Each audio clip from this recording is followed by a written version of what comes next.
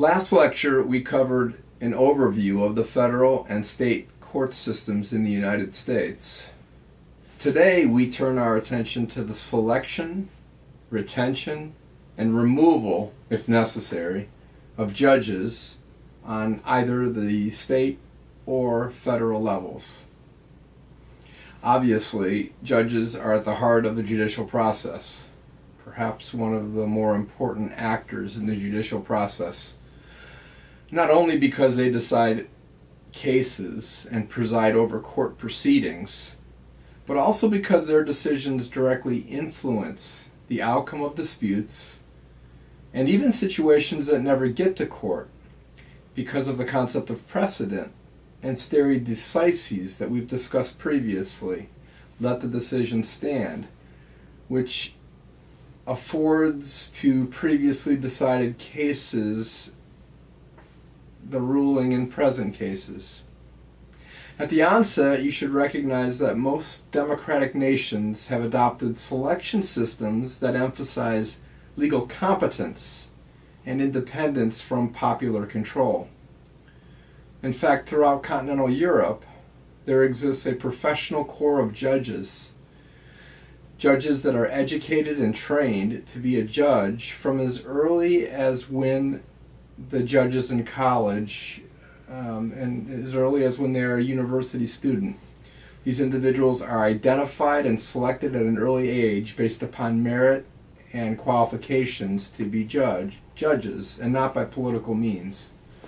By contrast, the United States generally stands for the emphasis on political accountability in the selection process, and for its relatively limited emphasis on legal competence. In the United States, at both the federal and state levels, elected officials play a large role in placing judges on the bench, determining for the most part if they stay there as well, at least for state-level judges. Also, U.S. judges receive no specialized training before ascending to the bench, and no judicial experience is required or mandated. As I've indicated, this can be contrasted with many other democratic nations of the world. However, before I discuss the various models for selection of judicial actors, please understand that there's much variation between state and the federal government, and even between states when it comes to the amount of judicial competency and what factors are considered, and by whom, when selecting an individual to serve as judge. As you read about the selection of judges in the Calvi and Coleman text, and as you listen to my brief comments now on this topic, I would ask that you keep in mind three issues, and ask yourself these three questions when considering the efficacy and the soundness of the various modes of selecting judges, again, either on the state or the federal level. First, ask yourself which approach, which model, gives priority to the highest degree of political independence of the judge and maximizes his or her freedom and autonomy in ruling the way they think proper and free from political pressure. Second, ask yourself which selection approach creates the highest level of political accountability of the judge to the people. That is, assuming you think political accountability of judges is a good thing, which model of selection that we'll discuss makes judges most accountable to policymakers and to the electorate? And third, which model that we will discuss obtains the most qualified and competent judges, in your opinion? So let's first cover the selection of federal judges, and then turn our attention to state court judges. Just by numbers alone, being appointed as a federal judge is a very selective and difficult process, and it is indeed a distinct honor if you're selected to be a federal judge. Today, of all federal courts combined throughout the country, there are approximately 1,700 federal judges, which you can compare with 30,000 judges at the state court level.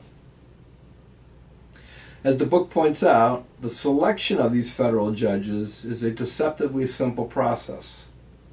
Article 2 of the Constitution specifies that the President of the United States has the right to appoint Supreme Court justices with the, quote, advice and consent, unquote, of the Senate. And Congress has extended this practice by statute to other federal judges on the lower courts. Now, under the Constitution, there are no constitutional or legal qualifications for a presidential appointment. So theoretically, the president could even put non-lawyers on the bench. Although, as the book points out, in practice, the competence and quality and experience of those picked for the federal bench has for the most part been very high. I would ask you to please pay particular attention to the Calvine-Coleman text when it describes the process, and specifically the role of senators and the concept of senatorial courtesy, which we won't cover here. As you can see from the text, the advice and consent approval of the Senate is not meaningless. With just the Supreme Court alone, since 1789, for example, we've had 113 Supreme Court justices. 28 individuals have been appointed by the president to be on the Supreme Court, but rejected by the Senate, roughly 1 in 5 or 20%. In recent years, the closest vote of a person who made it onto the court was Clarence Thomas, who narrowly survived a Senate vote by the narrow margin of 52 to 48. You should note also that federal judges are appointed for life, and they leave the bench only when they resign, die, or are impeached. And there has never been a Supreme Court justice removed by the impeachment process. However, in U.S. history, there have been 15 impeachment proceedings against federal judges. 4 were acquitted by the Senate, 7 were convicted, and 3 resigned before a Senate vote. So let's turn to the state selection process now. On the state level, the mode of selecting judges differs from state to state. The choice of system is determined by the state's constitutional provisions, which are usually created and altered by legislative action and popular vote. However, even among states which adopt a certain model of selecting judges, there are still differences. Phrased another way, many states actually involve a hybrid or combination of different models for selecting judges. And it'll depend on which level of judges or which court you're dealing with within that particular state. So there are 5 main ways in which state-level judges are selected, again, depending on the state. Number 1, gubernatorial appointments. Number 2, legislative elections. Number 3, partisan elections. Number 4, nonpartisan elections. Number 5, something called the Missouri Plan. Now, there are pros and cons to each of these selection models that are delineated for you in the Calvine-Coleman text, and I would ask you to pay attention to those positive and negatives of each approach. Well, gubernatorial appointments are as they sound. The governor appoints a judge, and then that person is confirmed by a state legislative body, usually the state Senate. This is the state law version of how federal judges are selected under Article 2 of the U.S. Constitution. And approximately 15% of state-level judges are selected by this method, the gubernatorial appointment method. The second of the 5 models in selecting state judges is through something called legislative elections. This is also as it sounds, wherein a state legislature identifies and elects individuals to serve as judges. This is a pretty rare model, And personally, in research, I've only located 3 states, Rhode Island, South Carolina, and Virginia, where some of the judges at some levels were selected by this method. The third and fourth ways to select judges are through a public election, either a partisan election or a nonpartisan election. A partisan election simply means that a judge is selected through a general election wherein the judges are listed with a party affiliation on the ballot next to their name. Conversely, a nonpartisan election is a general election wherein the judges are not listed with party labels on the ballot.